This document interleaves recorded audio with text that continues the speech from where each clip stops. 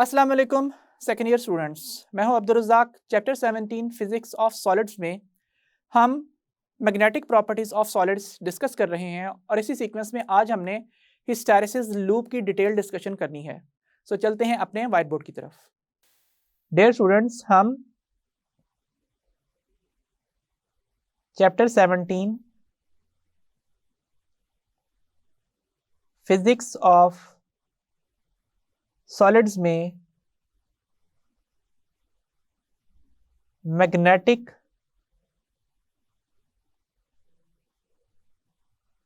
Properties of solids पढ़ रहे हैं। इसी सीक्वेंस में आज हमने टॉपिक स्टार्ट करना है जिसकी पहली हेडिंग है hysteresis loop. What is hysteresis loop? It is a graph किन दो फिजिकल क्वांटिटीज के दरमियान में, बिटवीन वाई एक्सिस पे क्या चीज मौजूद होगी, मैग्नेटाइजेशन ऑफ अ मटेरियल, और इसके लिए जो सिंबल यूज होगा वो है बी, और एक्स एक्सिस पे कौन सी फिजिकल क्वांटिटी प्लॉट होगी, ये होगी मैग्नेटाइजिंग करंट आई, या फिर इसकी जगह पे मैग्नेटाइजिंग फील्ड एच भी प्लॉट की जा सकती है। अब सिंबल क्योंकि दोनों जगह बी यूज नहीं हो सकता, यहां भी और यहां भी, सो मैग्नेटाइजिंग फील्ड के लिए एच का सिंबल यूज किया जा सकता है, या फिर इसके उलट भी किया जा सकता है। यहाँ पे बी यूज कर लीजिए, वाई एक्सिस वाली मैग्नेटाइजेशन के लिए आप एच भी यूज कर सकते हैं। इसके लिए ये मेथड यूज किया जाएगा कि जिस भी मटेरियल की मैग्नेटाइजेशन टेस्ट करनी है उस मटेरियल को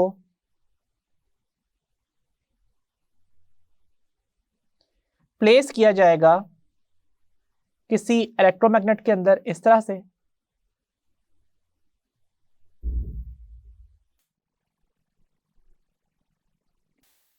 और इन टर्मिनल्स के दरमियान में कोई पावर सोर्स कनेक्ट होगी जो कि करंट प्रोवाइड करेगी और इस मटेरियल को मैग्नेटाइज करेगी।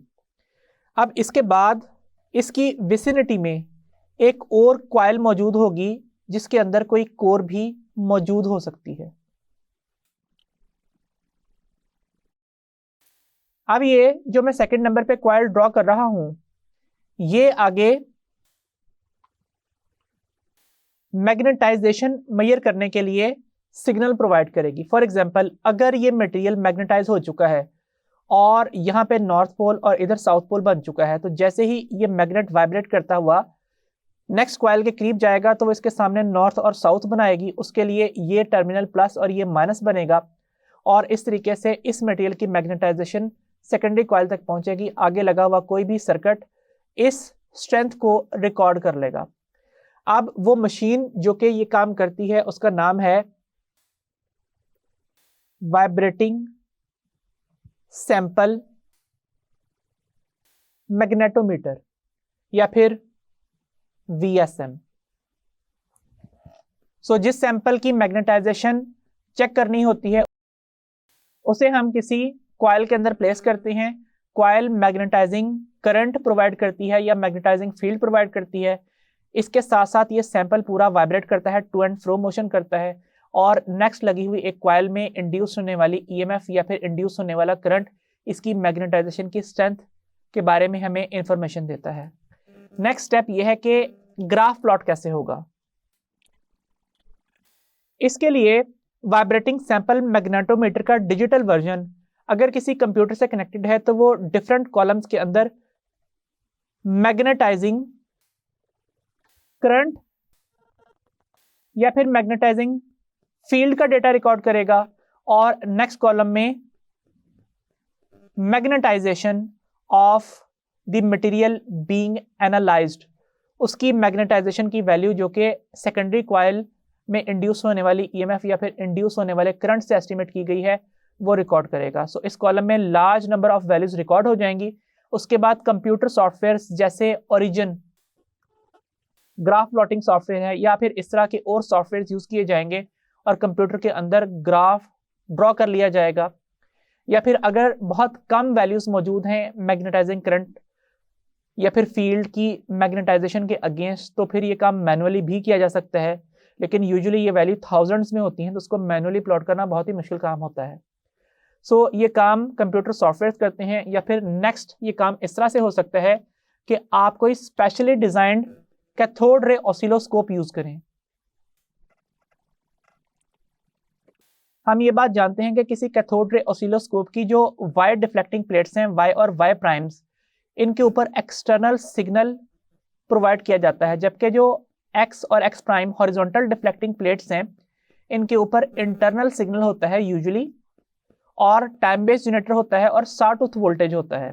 ये टाइम एक्सिस को इंक्लूड करने के लिए ये सेटअप बनाया गया है। लेकिन आप कोई ऐसा सेटअप यहाँ पे डिजाइन कीजिए कि ये जो एक्स और एक्स प्राइम प्लेट्स हैं, इनका सिग्नल भी इंटरनल के बजाय एक्सटर्नल हो जाए। तो अब आप इन प्लेट्स के अगेंस्ट जो सिग्नल प्रोवाइड करेंगे वो मैग्नेटाइजिंग करंट या फील्ड का होगा, और जो वाई प्राइम प्लेट्स हैं, वर्टिकल डिफ्लेक्टिंग प्लेट्स हैं, उनके ऊपर आप मैग्नेटाइजेशन का सिग्नल फीड कर देंगे, जिसकी वजह से एक ग्राफ प्लॉट होगा जिसकी शेप कुछ ऐसी होगी, और ये ग्राफ लूप की सूरत में होगा। इसलिए हम इस ग्राफ को क्या कहते हैं, हिस्टैरिसीस लूप कहते हैं। अब हम जरा इस ग्राफ के डिफरेंट पोर्शंस को डिटेल्ड स्टडी के जरिए से अंडरस्टैंड करने की कोशिश करते हैं। सबसे पहले हम कोऑर्डिनेट एक्सिस ड्रॉ करते हैं। लेट्स से ये है वाई एक्सिस और ये है एक्स एक्सिस। यहां पे हमने मैग्नेटाइजिंग करंट या फिर मैग्नेटाइजिंग फील्ड प्लॉट करनी है, और इस डायरेक्शन में हमने मटेरियल की मैग्नेटाइजेशन जो कि वाइब्रेशंस की वजह से सेकेंडरी कॉइल में इंड्यूस्ड होने वाले ईएमएफ की वजह से मेजर की गई है, वो वाई एक्सिस के ऊपर हमने ड्रॉ करनी है। यह है इस ग्राफ का ओरिजिन, जिसे हम ओ के जरिए से रिप्रेजेंट कर रहे हैं।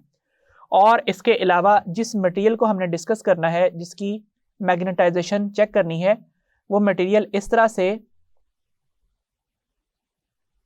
किसी कॉइल के अंदर प्लेस्ड है, और फिलहाल मैं यहां पे उस मटेरियल को कॉइल से बाहर ड्रॉ कर रहा हूं, और इसमें चंद एक डोमेन्स भी रिप्रेजेंट की जा रही हैं। ये डोमेन्स इनिशियली रैंडमली अलाइंड हैं और मटेरियल की कोई नेट मैग्नेटिक फील्ड मौजूद नहीं है। इसके ऊपर हमने जो ऑल्टरनेटिंग करंट का सिग्नल प्रोवाइड करना है वो इस तरह से ड्रॉ किया जा रहा है कि लेट्स से ये है एक्स एक्सिस और ये है वाई एक्सिस। जो सिग्नल प्रोवाइड किया गया है वो ऑल्टरनेटिंग सिग्नल है इस तरह से। सो इनिशियली इस वक्त हम इस ग्राफ के पॉइंट ओ के ऊपर मौजूद हैं यहां पे।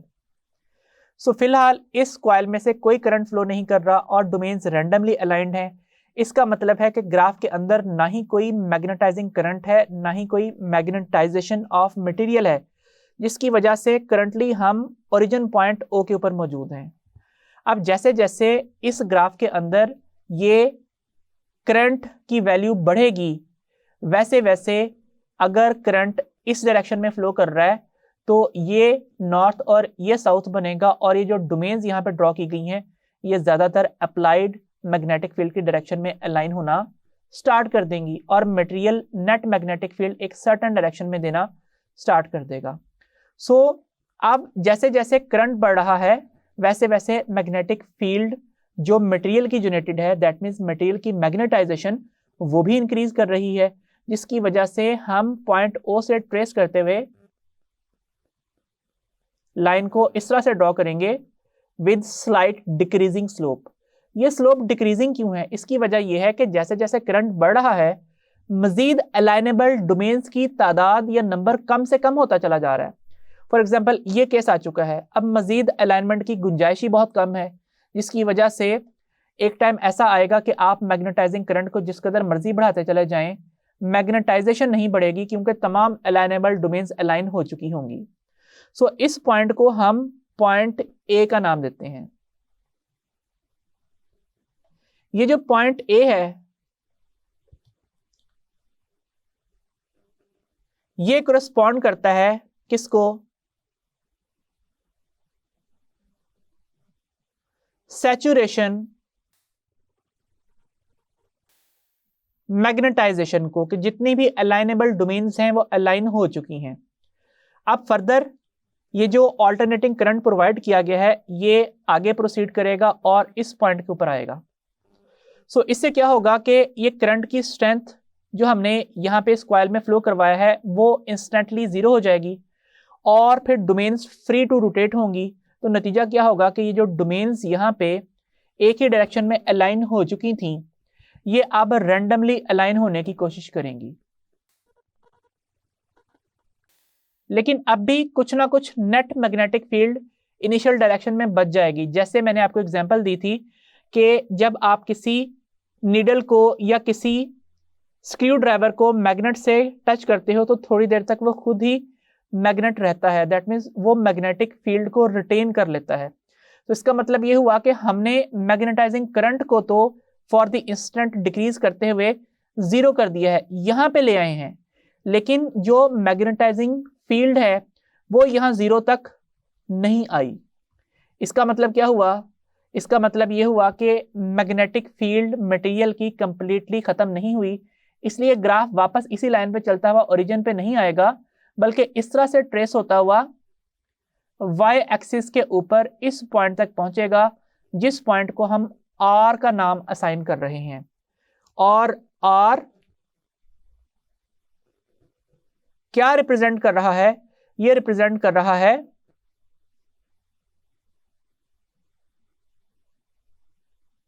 रेमनेंस या फिर रिटेंटिविटी के फिनोमेना को।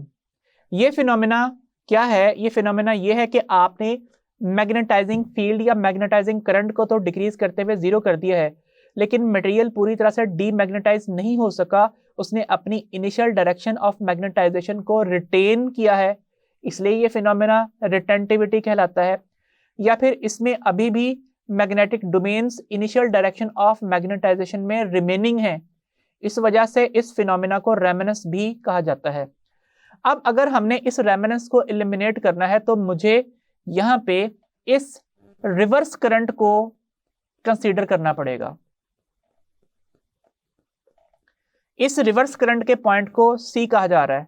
अब यहां पे ये जो करंट की डायरेक्शन है ये रिवर्स हो जाएगी। नतीजा क्या होगा? करंट इस डायरेक्शन में फ्लो करेगा, ये एंड कॉइल का नॉर्थ और ये वाला साउथ बनेगा। सो उससे क्या होगा कि ये जो डोमेन्स अभी भी अलाइंड थी, सबसे पहले तो इनकी अलाइनमेंट खत्म होगी, रिटेंटिविटी ओवरकम की जाएगी, रेमनेंस को एलिमिनेट किया जाएगा, जिसकी वजह से ये मटेरियल कोई नेट मैग्नेटिक फील्ड नहीं देगा। सो ये ग्राफ इस जगह पे ट्रेस होता हुआ इस पॉइंट पे आएगा, पॉइंट C के ऊपर, जिसके ऊपर मैग्नेटाइजिंग करंट या मैग्नेटाइजिंग फील्ड को हमने स्लाइटली रिवर्स कर दिया है, लेकिन इस पॉइंट के ऊपर जो मैग्नेटाइजेशन है वो एलिमिनेट हो गई है, वो खत्म होके जीरो हो गई है। सो इस पॉइंट को अगर हम लिस्ट कर दें तो ये पॉइंट C है और ये किस फिनोमेना को रिप्रेजेंट कर रहा है? ये कोर्सिविटी का फिनोमेना क्या है कि रेमनेंस या फिर रिटेंटिविटी को खत्म करने के लिए हमें करंट की डायरेक्शन को रिवर्स करके करंट की वैल्यू स्लाइटली इंक्रीज करना पड़ती है। इस फिनोमेना को कोर्सिविटी कहते हैं और इसके अगेंस्ट यहाँ पे जो करंट की वैल्यू मौजूद होती है रिटेंटिविटी या रेमनेंस को खत्म करने के लिए, उसका नाम है कोर्सिव करंट, और अगर फील्ड प्लॉटेड है तो इसे हम कोर्सिव फील्ड या फिर कोर्सिव मैग्नेटिक फील्ड का नाम देते हैं। इसके बाद क्या होता है?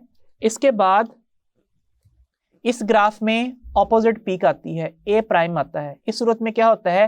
ज्यादातर अलाइनेबल डोमेन्स ऑपोजिट डायरेक्शन में अलाइन हो जाती हैं और यहाँ पे नॉर्थ पोल बनता है, यहाँ पे साउथ पोल बनता है।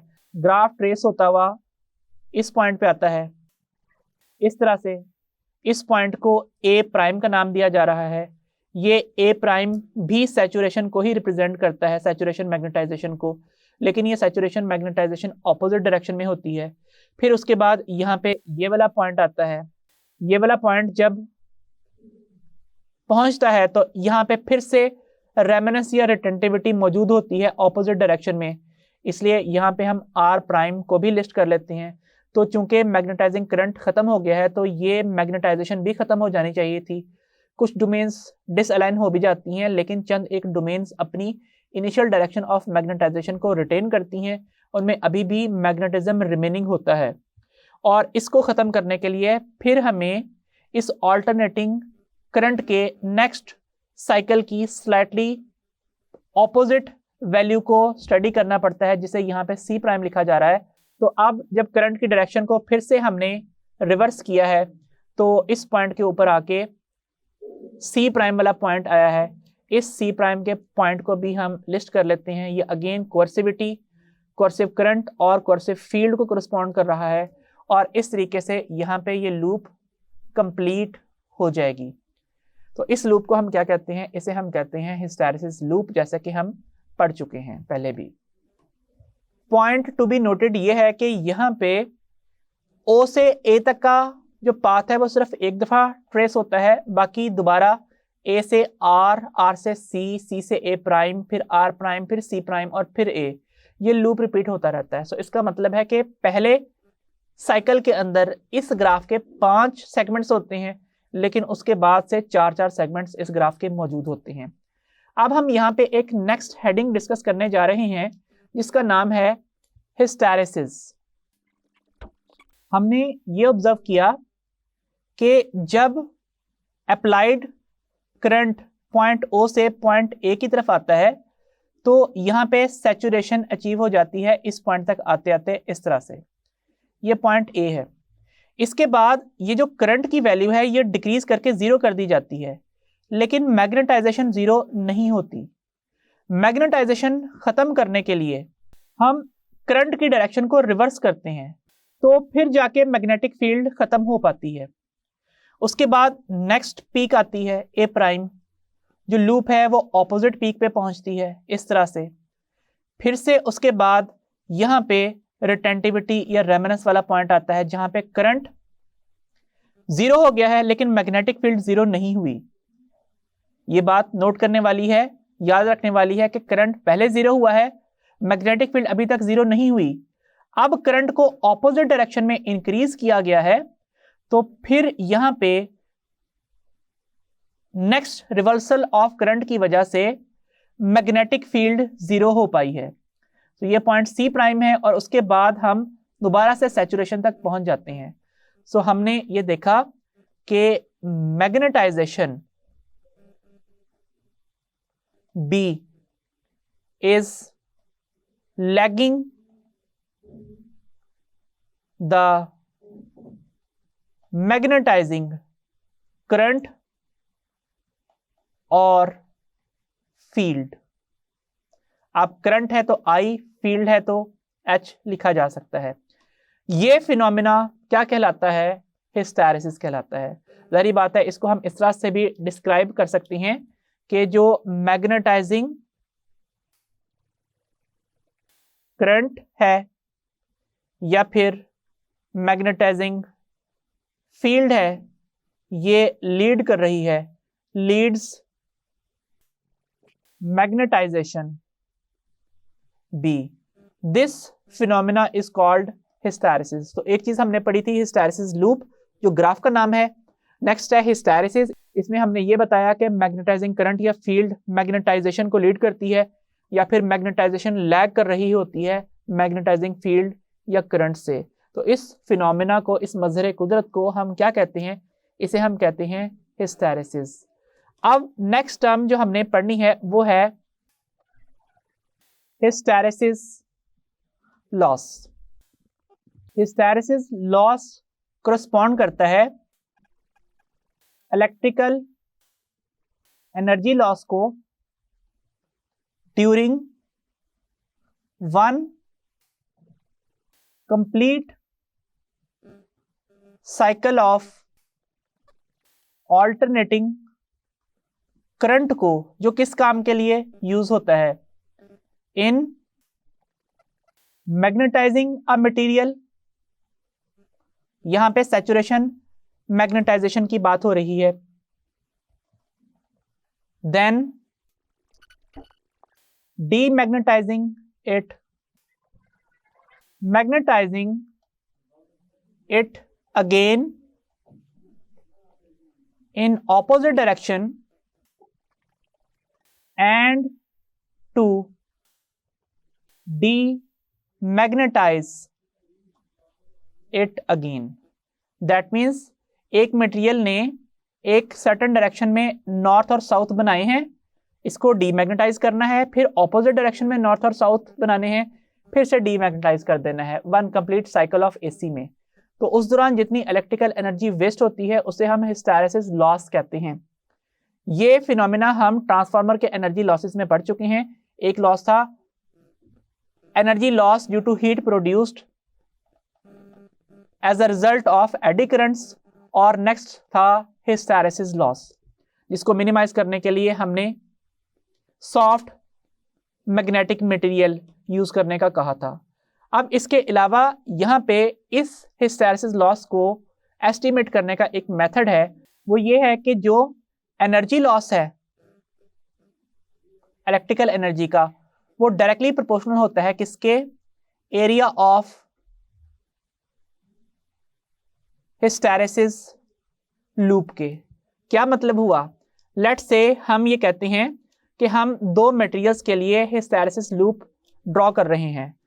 फर्स्ट मटेरियल ऐसा है कि उसका हिस्टैरिसीस लूप कुछ इस किस्म का बन रहा है, और कोई और मटेरियल ऐसा है जिसका हिस्टैरिसीस लूप कुछ इस किस्म का बन रहा है।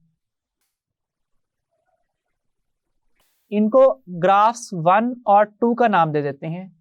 आप देखिए कि ग्राफ नंबर 1 में रिटेंटिविटी की वैल्यू बहुत ही कम है, कोर्सिविटी की वैल्यू भी बहुत ही कम है। दोबारा से रिटेंटिविटी और कोर्सिविटी को देख लें, इनकी वैल्यू बहुत ही स्मॉल है, जबकि इस केस में रिटेंटिविटी भी बहुत लार्ज है और कोर्सिविटी भी बहुत लार्ज है, इस केस में यहां पे भी। सो पहला जो मटेरियल है उसमें एरिया ऑफ लूप कम है, इसका मतलब है one complete cycle of AC से गुजरते हुए एनर्जी लॉस जो होना है वो बहुत ही कम होगा। इसलिए जो फर्स्ट ग्राफ के अंदर मटेरियल रिप्रेजेंट किया गया है, it is a soft ferromagnetic material, और नेक्स्ट ग्राफ के अंदर जो मटेरियल डिस्कस किया गया है, it is a hard ferromagnetic material. चूंकि हमें जब इलेक्ट्रोमैग्नेट्स यूज करने होते हैं उस वक्त एनर्जी लॉस नहीं चाहिए होता, तो इसलिए जब इलेक्ट्रोमैग्नेट्स के लिए मटेरियल चूज किया जाए तो ऐसा मटेरियल चूज किया जाता है जिसके हिस्टैरिसीस लूप का एरिया बहुत ही कम हो, ताकि hysteresis loss, that means electrical energy loss in one complete cycle of AC to magnetise a material, then demagnetise it, magnetise it in opposite direction and to demagnetise it again की value बहुत ही छोटी हो। इसके अलावा transformers की course जो हैं उनके लिए भी ऐसा ही मटेरियल यूज किया जाएगा जिसका हिस्टैरिसीस लूप का एरिया बहुत ही कम हो। जबकि जो हार्ड फेरोमैग्नेटिक मटेरियल्स हैं, इनकी मैग्नेटाइजिंग फील्ड खत्म भी कर दी जाए तो भी मैग्नेटाइजेशन की स्ट्रॉन्ग वैल्यू मौजूद रहती है, रिटेंटिविटी बहुत ही लार्ज है। इसको खत्म करने के लिए बहुत लार्ज कोर्सिव करंट चाहिए होता है as compare to this one. So ऐसे मटेरियल्स हार्ड फेरोमैग्नेटिक मटेरियल्स होते हैं, और ये बेहतर होते हैं क्या बनाने के लिए, परमानेंट मैग्नेट्स। अब अगेन यहाँ पे एग्जांपल्स कोट कर देते हैं कि यहाँ पे स्टील की कुछ टाइप्स हैं, इसके अलावा Fe3O4 है, इसके अलावा अल्निको 5 है, और यहाँ पे आयरन, निकल, कोबाल्ट वगैरह हैं। ये ग्राफ्स फेरोमैग्नेटिक मटेरियल्स के लिए ड्रॉ किए गए हैं, लेकिन अगर हम पैरामैग्नेटिक की बात करें तो उसमें ये एरिया नेग्लिजिबली स्मॉल होता है, इसलिए वो चूंकि बहुत छोटे छोटे एटम्स एक दूसरे को सपोर्ट कर रहे होते हैं, तो इसलिए ये एरिया उनके लिए बहुत ही कम आता है। सो ये हमारा आज का टॉपिक था। यहां पे हम हिस्टैरिसीस लॉस के साथ हेडिंग में एरिया ऑफ लूप भी लिख सकते हैं, क्योंकि एरिया ऑफ लूप के अंडर जितनी एक्सप्लेनेशन है वो हमने यहीं पे की है। अब हमने इस टॉपिक से रिलेटेड चंद एमसीक्यूज डिस्कस करने हैं। आज का हमारा पहला एमसीक्यू है सैचुरेशन क्या होती है? जब किसी भी given strength of magnetising current या फील्ड के ऊपर मैक्सिमम पॉसिबल डोमेन्स अलाइन हो जाती हैं।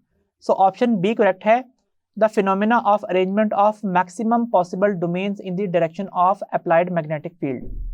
फिर नेक्स्ट है हिस्टैरिसीस। हिस्टैरिसीस क्या होता है कि मैग्नेटाइजिंग करंट या फील्ड लीड करती है मैग्नेटाइजेशन को।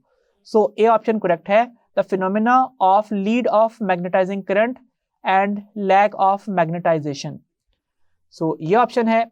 नेक्स्ट है रिटेंटिविटी या रेमनेंस क्या होती है कि जब अप्लाइड करंट या फिर मैग्नेटिक फील्ड खत्म हो जाती है तो भी मैग्नेटिक डोमेन्स अपनी इनिशियल डायरेक्शन ऑफ मैग्नेटाइजेशन को रिटेन करती हैं और मैग्नेटिक डोमेन्स की डायरेक्शन ऑफ मैग्नेटाइजेशन में रिमेनिंग होती हैं।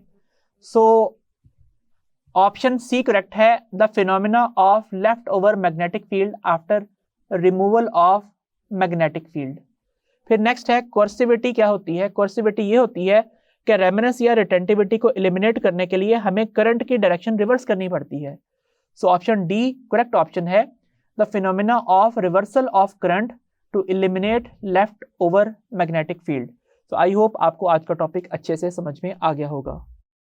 सो डियर स्टूडेंट्स, आज के लेक्चर में हमने hysteresis loop, hysteresis loss, retentivity, remnants, कोर्सिविटी, coercive field, coercive current और इसके अलावा एरिया ऑफ हिस्टैरिसीस लूप के बारे में डिटेल डिस्कशन की। और हमने ये देखा कि किस तरीके से एरिया ऑफ हिस्टैरिसीस लूप के ज़रिए से हम कोई इलेक्ट्रोमैग्नेट या परमानेंट मैग्नेट बनाने के लिए सूटेबल मटेरियल चूज़ करते हैं। आज के लेक्चर में हमने थ्योरेटिकल पोर्शन इस चैप्टर का कंप्लीट किया। नेक्स्ट लेक्चर से हम एक्सरसाइज स्टार्ट करेंगे। So until the next lecture, खुदा हाफिज़।